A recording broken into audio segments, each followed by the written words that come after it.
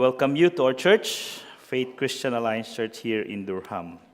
This is the last Sunday of the month, and I know some of us are gearing up for the summer. We have lots of plan, and it's my prayer that despite this summer we'll become busy, we'll continue to learn more and grow more in Christ. Once again, I want to thank you everyone for supporting me in my long journey in the academic discipline that I chose. It was a hard journey, but there was a transformation that happened in my life personally as a person. Thank you everyone for your support, for your prayer, and for the church, especially looking back in 2018, when the leadership pushed me. It was a push, not to take some courses in Tyndale. And I don't really know at that time what area of concentration I am looking into. But it was God's provision, it was God's providence that I choose to take spiritual formation, leading to spiritual direction. And thank God, I was able to finish yesterday by God's grace. It's all by God's grace.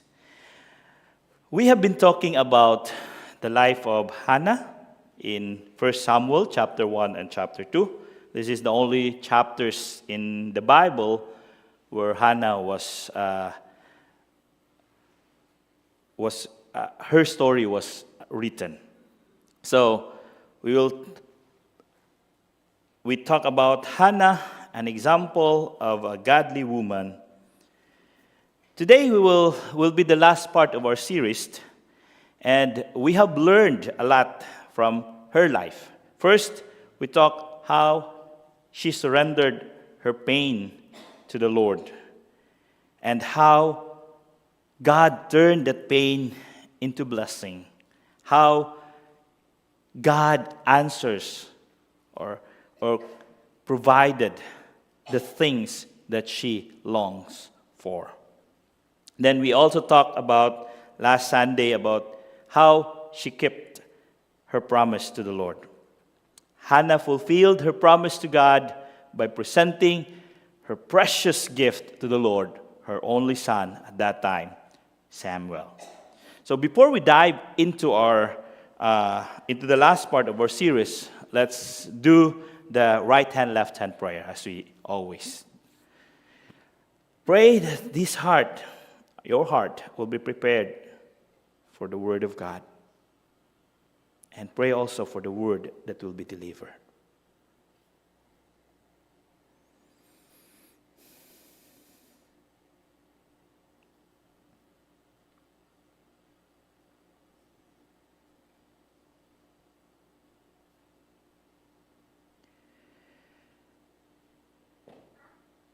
Holy Spirit, whom Jesus sent long time ago to be our minister, to be our helper, to be our guide.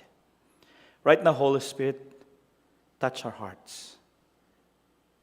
Look down to the very bottom of our hearts and minister to us. Minister to our needs, O Holy Spirit. Holy Spirit, as you minister to me through your word in Samuel chapter 2, verses 1 to 10, it's my desire that you also minister to your children through your word. Make your word powerful and impactful to them. You know their very needs. In your name we pray. Amen. The first part of chapter 2 of Samuel contains the second and the longer prayer of Hannah. The first prayer consists of a vow as the outcome of her anguish and pain because of her rivals.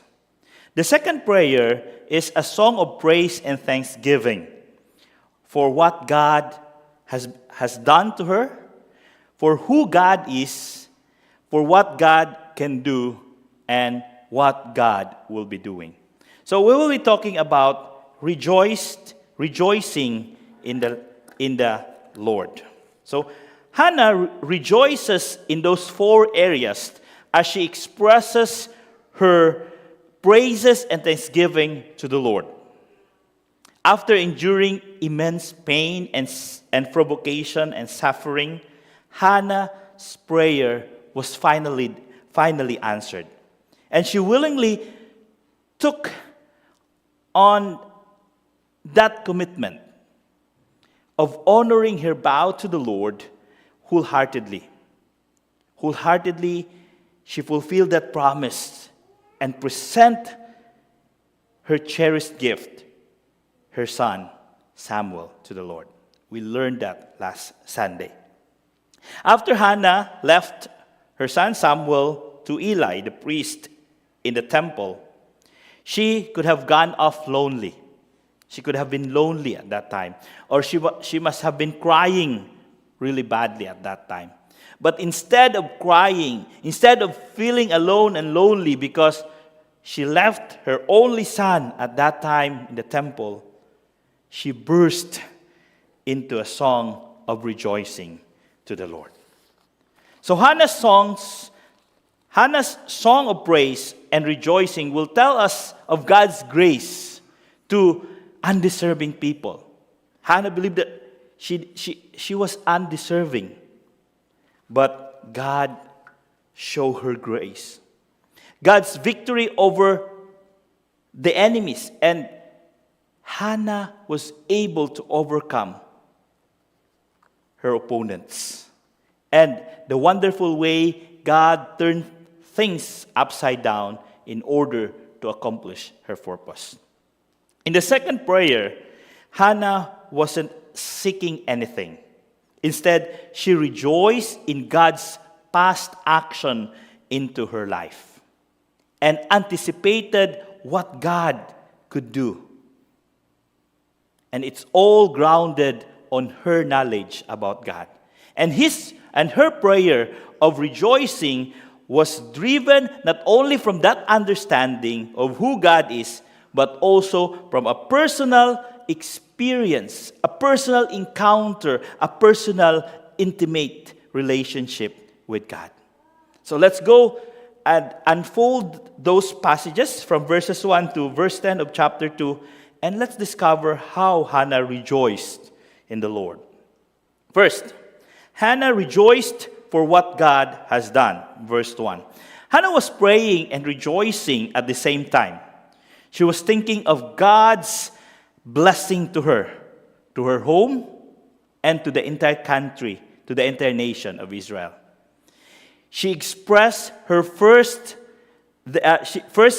she expressed her rejoicing as she reflects on how God had been with her in all her experiences. So verse 1, it says, "Then Hannah prayed and said, 'My heart rejoices in the Lord. In the Lord my horn is lifted high. My mouth boasts over my enemies, for I delight in your deliverance.'" First, God, the source of her strength. So, Hannah rejoices for what God has done. And first, she looked on God, the source of her joy. The very first thing that she acknowledged in her prayer was the Lord. The Lord who made her, the Lord who was with her in her ups and downs, the Lord who hears and understands her deepest pain, even her unexplainable anguish. Because despite what she had gone through, she had God, the source of her true joy. Her son, Samuel, gives her joy, but it was God who made it burst into rejoicing. Next, from that passage, we see that Hannah rejoices because God gave her strength. God the source of her strength.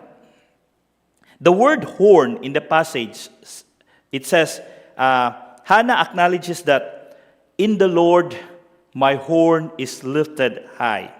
This is the horn also is referring to the horn of the animals, where the animals find their strength. And in here, the horn here symbolizes strength. To have that horn lifted high means to receive new strength from God, and especially help by God during crisis. So Hannah recognized that it was God and not through her own strength that she was able to overcome the pain, the provocation of her rival, and those tormenting situations.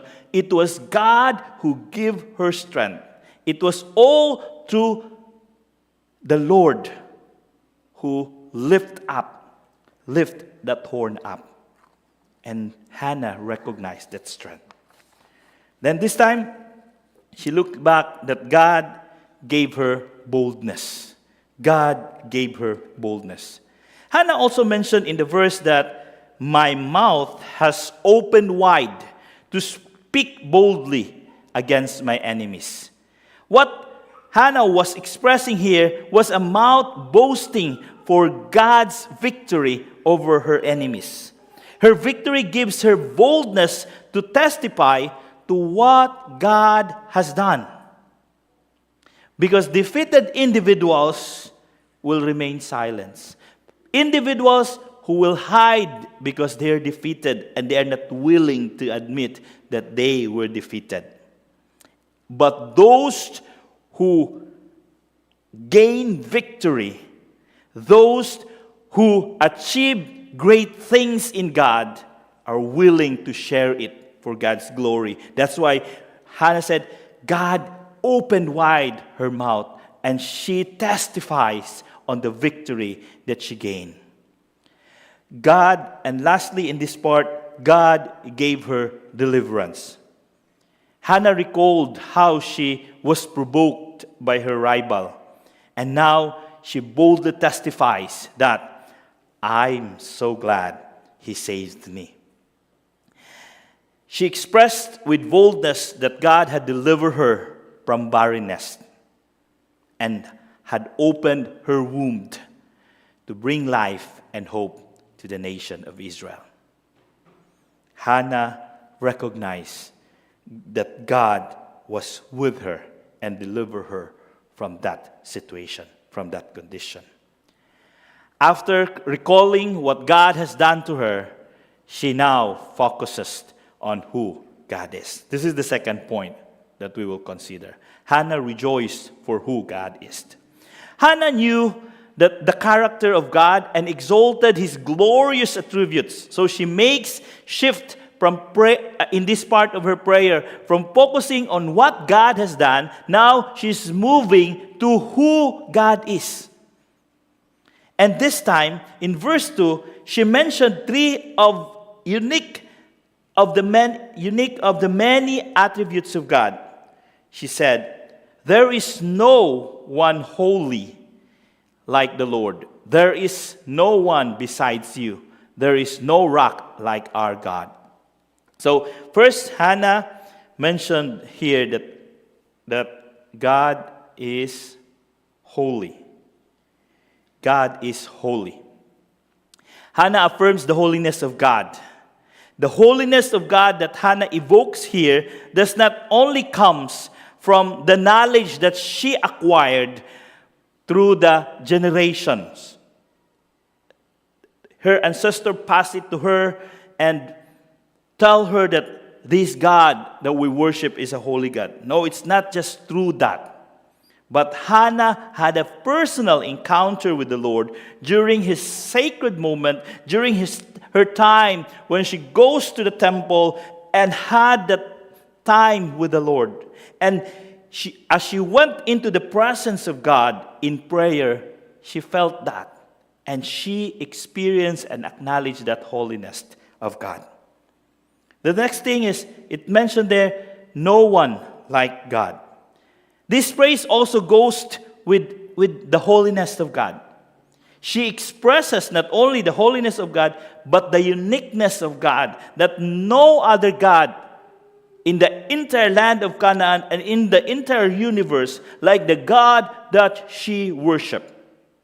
In the ancient Canaan was full of what they call the Astarte idols.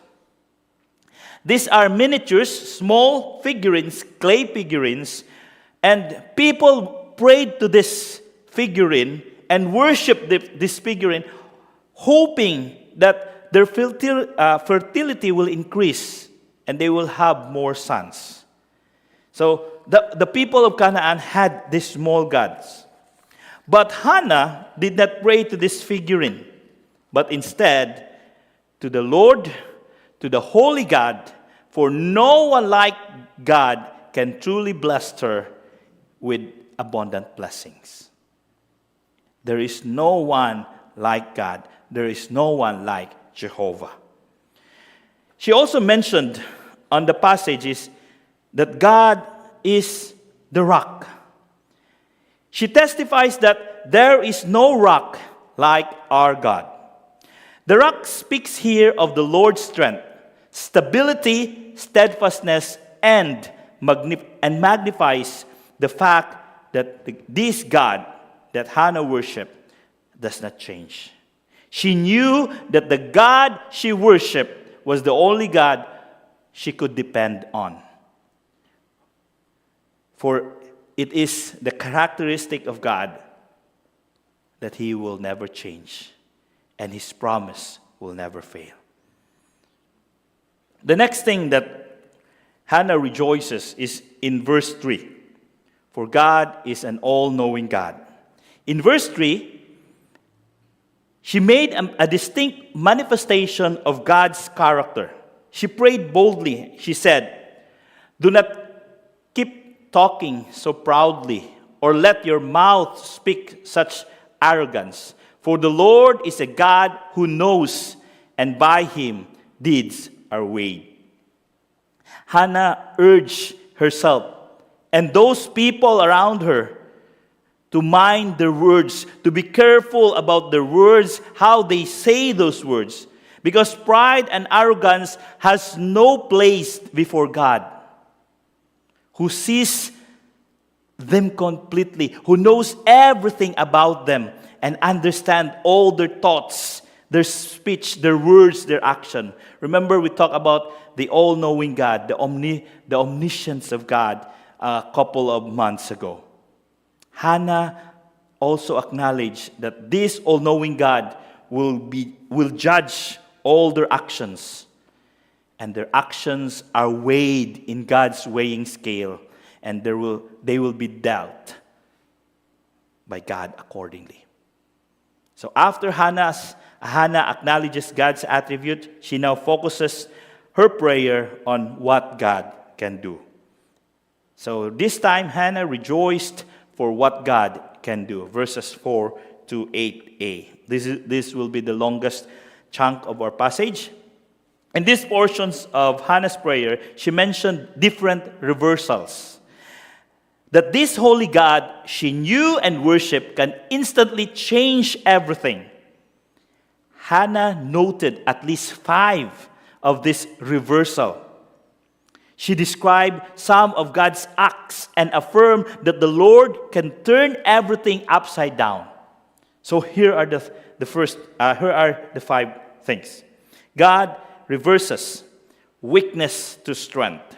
In verse 4, she says, "The bows of the mighty are broken, but those who are stumbled equip themselves with strength." So Hannah could have been well aware of the experiences of Israel. So especially during the time of the Judges, when the people of Israel faced oppression from the surrounding mighty armies. Israel was so weak at that time. However, God raised individuals like Gideon, like Barak, like Jephthah, and others who may seem so weak at the eyes of others, but God worked through their weakness empowering them, and use them to deliver Israel. So the mighty warriors of the great nations around them have fallen, while these stumbling, weakling individuals wins the battle because the Lord was on their side. Another reversal that Hannah mentioned here, hunger to plenty. So Hannah used another example of how God can turn the situations. Verse 5a, she said, those who are full hire themselves out for bread, but those who were hungry cease to hunger. So Hannah may have reflected on the experience of Ruth and Naomi at this time, recalling what these two widows had experienced. These widows relied only on the provision from the leftover grain in Boaz's field. However, God made a reversal in their situation from depending on the leftovers, now enjoying an abundance of grain because Ruth becomes the wife of Boaz, and they owns now the huge field of grain. Another thing that Hannah mentioned there is barrenness to fruitfulness. Hannah could be remembering some of the women ahead of her. For example, Sarah or Rebecca, who experienced what she experienced. Yet, most likely, she was also referring to herself, as she mentioned in verse 5b, that even the barren woman gives birth to 7, but she who has many children withers away. We don't know to whom Hannah was referring, the woman here, who gave birth to 7 sons. But God blessed her. Hannah was blessed also by God, so that her barren womb became fruitful. God opened the womb of Hannah. And in verse 21 of chapter 2, the author mentions that the Lord was gracious to Hannah. She gave birth to 3 sons and 2 daughters. So Hannah was not lonely anymore, because God not just gave her Samuel, God also gave her more children. So the Lord reversed Hannah's situation from being childless to having bundles of joy to enjoy in her life. The next reversal that she mentioned here is death to life. Hannah acknowledged that God was sovereign over her own life and the lives of her nation, the people of Israel. She acknowledged in verse 6 that the Lord puts to death and makes alive. He brings down to Sheol the grave and raises up from the grave. God had made her dead womb to a bearer of life. God opened it and produced more life through it. Hannah acknowledged that God is in charge of life, death, and everything in between life and death. So God alone can rescue her from the grave, or God alone can permit her to die in whatever situation. In short, God was in control of her life, whether death or life. God is in control. The last thing that Hannah take note there is from poverty to wealth. Hannah mentioned in her prayer that social status cannot be assurance of security. It can be reversed at any time. She acknowledged that God can do this. We see in verse 7 and verse 8a, it says, "The Lord makes people poor. He also makes people rich. He brings people down. He also lifts people up. He raises poor people up from the trust file. He lifts needy people out of ashes. He lets them sit with princes. He gives them place of honor." Wow. This is a great reversal here. In God's grace, He can choose the poor and raise them up to sit among the princes. God can lift them up from dust.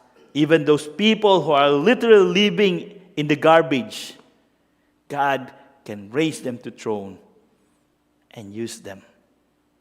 In Hannah's prayer, she reminded herself not to trust anything else, but only to God, the source and giver of everything, the source of her life. In this part of her prayer, she was conveying an important message that her life and everything she had, and even her status, could be reversed and be lost at any time. Hannah refused to be arrogant. She refused to be prideful. Instead, she humbled herself before the Lord and acknowledged that without God, she has nothing. Hannah heeded what Proverbs 16:5 says. The Lord detests the proud. They will surely be punished. Now, let us move to the last part of Hannah's prayer. Now Hannah made another shift in his prayer. She now rejoiced for what God will be doing. Verses 8b to 10. Hannah acknowledged that everything in the planet she lived was founded by the God she served. And she mentioned in verse 8b, he said, the foundation of the earth belong to the Lord. On them he has set the world. God has made the world stable, and all that happens on earth is under the watch of God. And Hannah acknowledged that. It's only God who holds this world. She understood that God is the cornerstone, the foundation of the world, which led her to realize that because God is the foundation of this world, her future is secure. In the final section of her prayer, she looked forward and rejoiced in what God would reveal to her and to the nation Israel. She looked forward that the protection of the Lord will be revealed. She prayed in verse 9 and 10a, she prayed, He will guard the feet of His faithful servants, but the wicked will be silenced in the place of darkness. It is not by strength that one prevails. Those who oppose the Lord will be broken. God's faithful people will walk in this world. And Hannah already looking forward. One of those was her son Samuel. Walked faithfully to the Lord and was given the protection of the Lord. When the Israelites was faithful to the Lord, they experienced protection. This was after the time Hannah left the earth. Hannah prayed that the Lord will guard them, that the Lord will guide them, their steps. But she mentioned the wicked will walk in spiritual darkness because those people are dependent on their own wisdom and own strength. So those who walk in darkness, who oppose the Lord, destructions awaits to them. They might be prosperous at some time of their life, but God's wrath is waiting for them.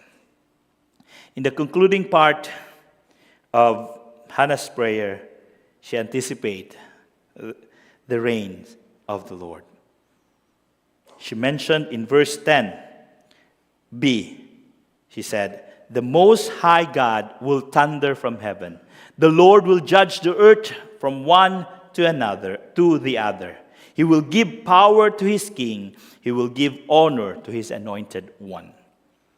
Hannah acknowledged the sovereignty of the Most High God. that this God she served, this God she knew, will reign over all the earth. The day will come when this God he served will judge both the living and the dead. He will either reward them or punish them. Then Hannah proclaimed that God would provide them a king who had chosen for them. Hannah was so familiar and certainly knew about the law of Moses, because from the law of Moses she found that there was a promised king for Israel. God told Abraham and Sarah that kings from their generation will come, and it was repeated. That promise was repeated to Jacob. So God had fulfilled them, and God had given them a king after his own heart, after God's own heart. Hannah's fulfillment of her vow to the Lord resulted of the rising of one of the greatest prophets in Israel, who anointed the greatest king in Israel. Hannah uttered that prayer, not knowing if God would grant it, if those prayers would happen or not.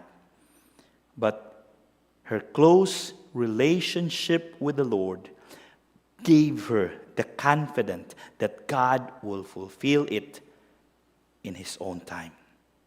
She might not have been able to witness the reign of King David, but her prayer and dedication to the Lord was instrumental to that. Hannah approached the Lord's house with heaviness. We remember that when she came to Shiloh in the house of the Lord with broken heart.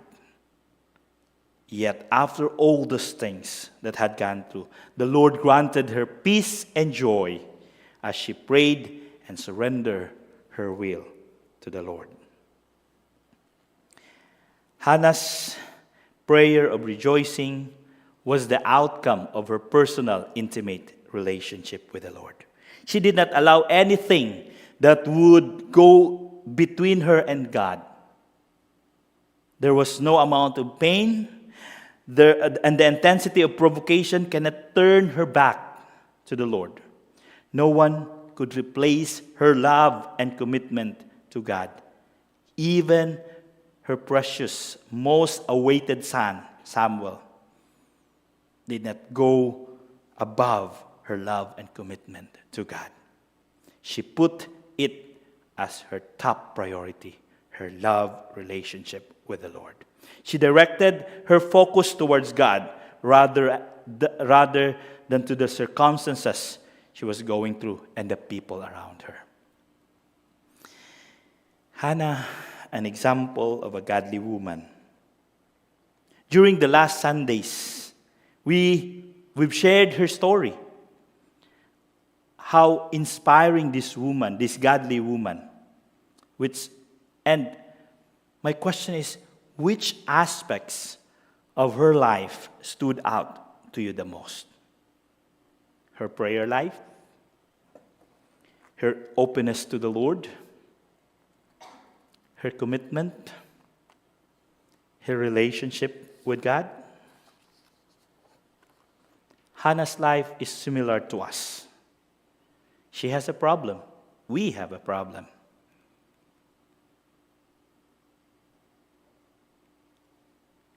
She has needs. We also have needs. She has God. We also have the same God as her. The only difference is our relationship and her relationship with God. What kind of relationship do we have with God? How close are we to Him? In what ways are we open to God? Do we communicate with God regularly, as Hannah did? Are we speaking to Him personally or occasionally? Or are we speaking in a distant manner? Or in just an urgent times, we just come and call God? Friends, I invite everyone to cultivate a personal and intimate relationship with God. Only individuals with this type of bond possess confidence to approach God at any moment. We hesitate to come to God and pray like Hannah did because we have not cultivated that relationship.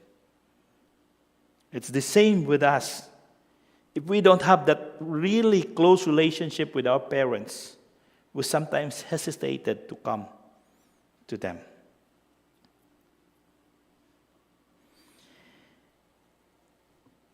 Our genuine, close relationship with God brings true joy and peace.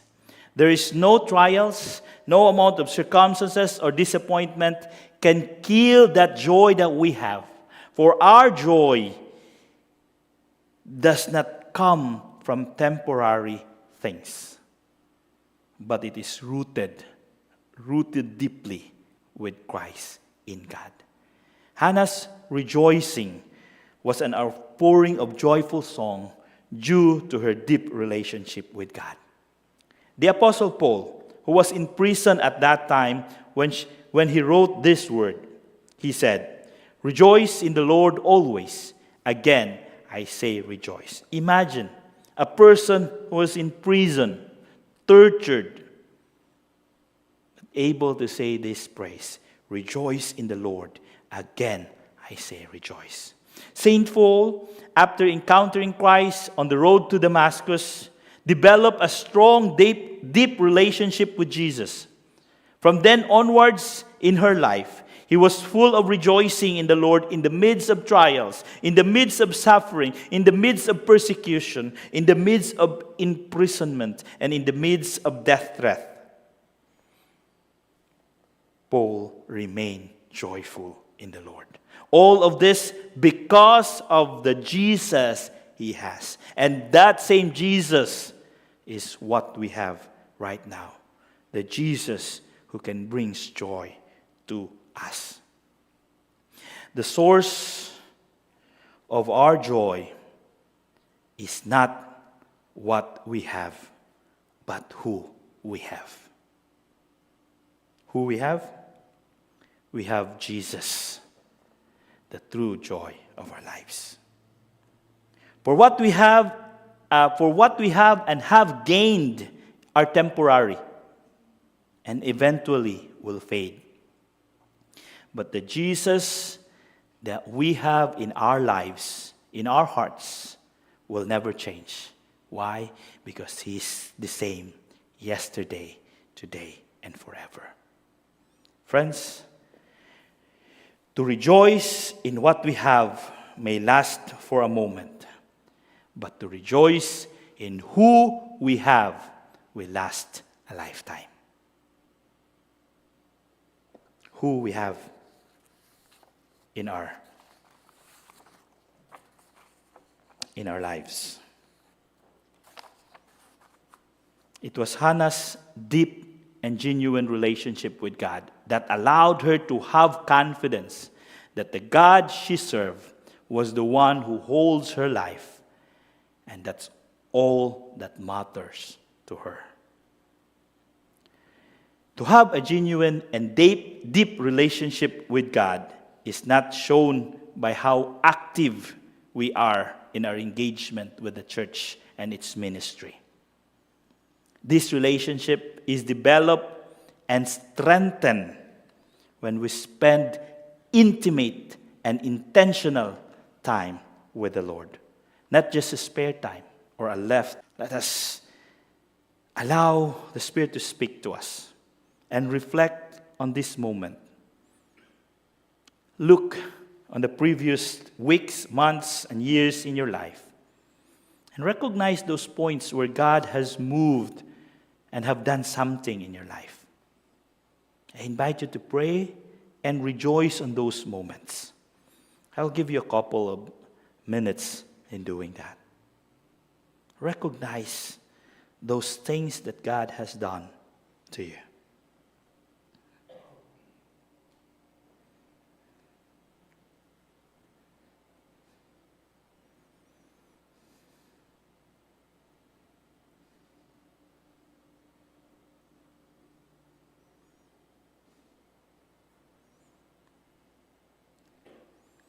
Now, I invite you to shift your focus on who the Lord is in your life. Right now, what God has been doing in you. He may be your provider, your healer, your friend, your protector, your source of strength, or your rock. Whatever comes to mind, praise Him and rejoice with it.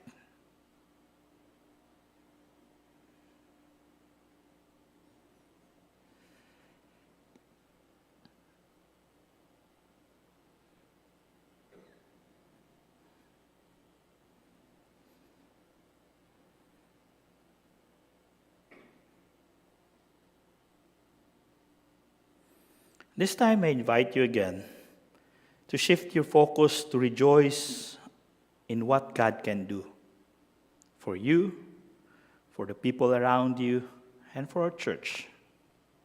Praise Him, for He's the only one can change our situation and status. Entrust the Lord. Express it to Him.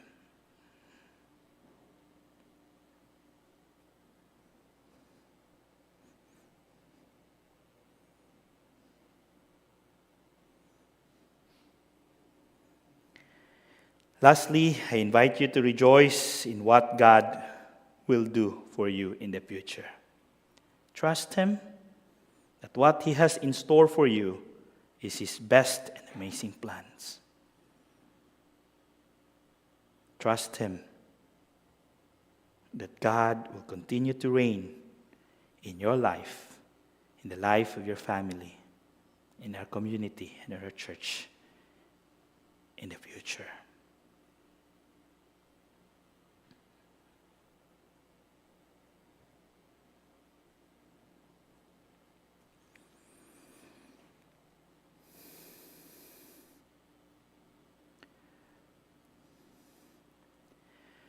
Father, Son, and Holy Spirit, thank you for ministering to us through the life of Hannah. We've learned a lot throughout those series. And Lord, may we apply all those things that we have heard, we have learned from her life. Lord, that we will continue to seek you, to have that firm and deep, genuine relationship with you. Lord, may you work in our hearts and help us, Lord, not to overlook what you have done in the past, not to overlook who you are, and not to overlook what you can do and what you will be doing. Continue to minister to us, O Lord.